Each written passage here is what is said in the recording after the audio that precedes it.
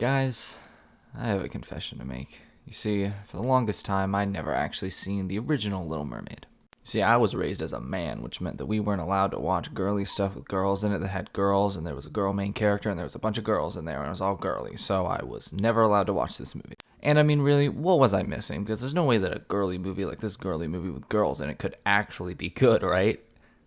Right? Yeah, this movie's actually like really, really, really good. You see, I realized recently that there are a lot of classic Disney movies that I have just never seen for whatever reason. So recently I decided to watch them for the first time, and I figured I'd start where, the Disney Renaissance started with The Little Mermaid. And wow, I gotta say, this movie really blew me away. However, when I say this movie blew me away, I don't mean that it's amazing. I think it's good, but I don't think it's like an amazing masterpiece or anything. I merely mean that this movie really touched me and I really liked it. And it's a movie that likely won't affect a lot of other people in the same way that I have. So this is going to be a very, very, very subjective review. The first thing I'll talk about is something I kind of alluded to earlier about how this is a girly movie filled with girls who are girls and there's a girl main character. And you see, I realized something recently that, I don't know, but I've, never realized my whole life. Girls are people too. And, just because you have a girl as your main character does not mean that the story is going to be inherently different.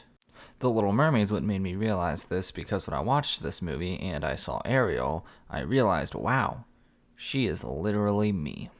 Which I guess means it's time to get into my favorite thing in any movie, and that's the characters. As I said before, Ariel is amazing and my new favorite Disney princess, not just because I identify with her, but I also think she's an amazing protagonist. And now, hold on, I see you going over there, you're picking up your phone, you're about to go say, hey, look, she gave up her independence for a man. She gave up all of her choices for a man. That's not a very good thing to do and a very good character trait to have. And while I will understand where you're coming from and I can see what you're thinking there, I'm gonna pick up that phone and you know what I'm gonna say to that call? I'm gonna say no, I disagree. Eric wasn't in the picture at all when she sang her I Want song, a part of that world, which, by the way, I will get into legitimate fights with anybody who says that the name of her I Want song is a part of your world. The song is called A Part of That World because she is singing it before she ever met Eric, because it's all about what her actual main motivation throughout the movie is, and that's the surface world.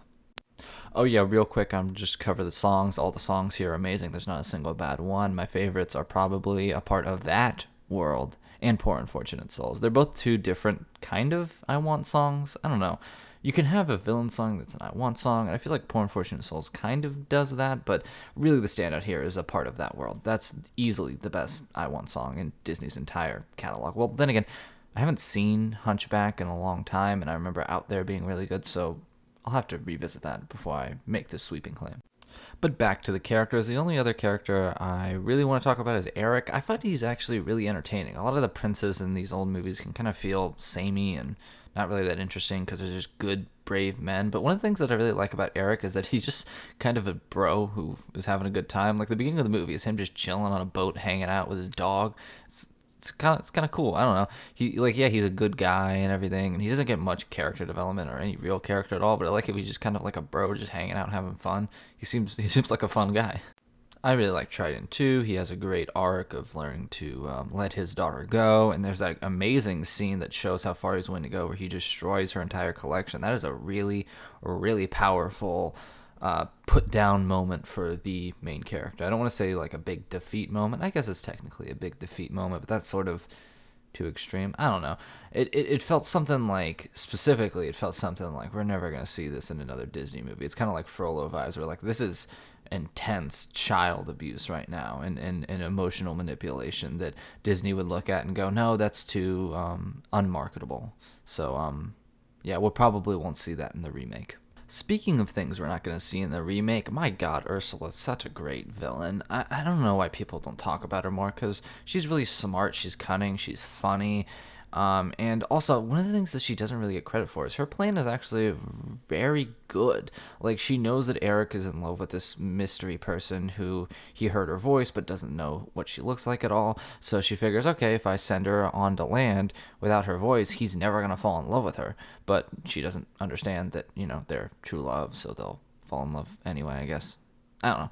But it just makes sense, and it almost works too. And actually, you know what? It does work, doesn't it? Yeah, in the movie she succeeds. It's just that, she didn't expect to get Vin Dieseled by Eric.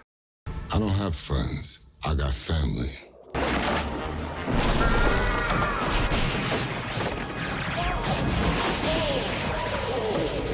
Oh yeah, Flounder, Sebastian, and Scuffler are fine. The plot of this too is pretty airtight. I think the only department where it really suffers in is the middle of the movie, where Ariel's on land and falling in love with Eric, because it kind of gets a little bit too slow. I do like a lot of the subtle filmmaking things they do, especially because you have a protagonist who can't speak, so you have to convey emotions and ideas in other ways, and so that's really interesting, and I really like that.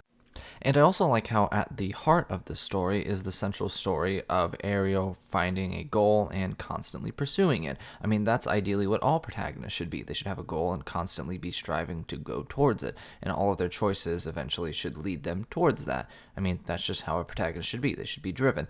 But wow, you'd be surprised how many movies fail in that department. Like every other new Disney movie. Are you really willing to let everyone on this planet die?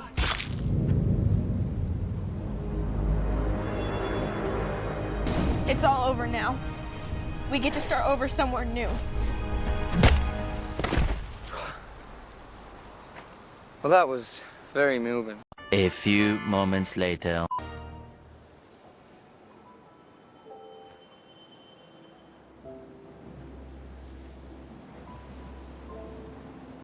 If you don't know, I always say a protagonist should be two things. They should be driven and they should be relatable, which is two things that Ariel knocks out of the park, which is why I love her so much and why the rest of this movie feels so formulaic, I guess. It kind of feels like an insult, but I mean it more so in the fact that it is structured in a very airtight and simple and nice way. Like, no, this movie's not breaking the mold on anything. It's not going above and beyond and telling a super complex story. It's basically just a hero's journey, but it does that very, very well. One of the better hero's journey stories I've seen in a very long time. It succeeds in making Ariel sympathetic. It succeeds in making her driven. It succeeds in making her relatable. And because all of those things are done through the main character, you constantly want to see her succeed, which is why when there are constant obstacles put against her, like everything around her, it constantly gives the story tension, conflict, and payoff, which is just how a story should be structured. All in all, I really enjoyed The Little Mermaid. If it wasn't for a couple of pacing problems, I think this movie would be near perfect, and it is really a perfect Disney movie in it that, yes, it's not breaking the mold, it's not going above and beyond, as I said before. It is a very simple story, but it does that so well, and I am going to be so disappointed when the remake tries to introduce all of these new themes and completely misses the point. So yeah, 9 out of 10. Excited for the rest of the Disney Renaissance.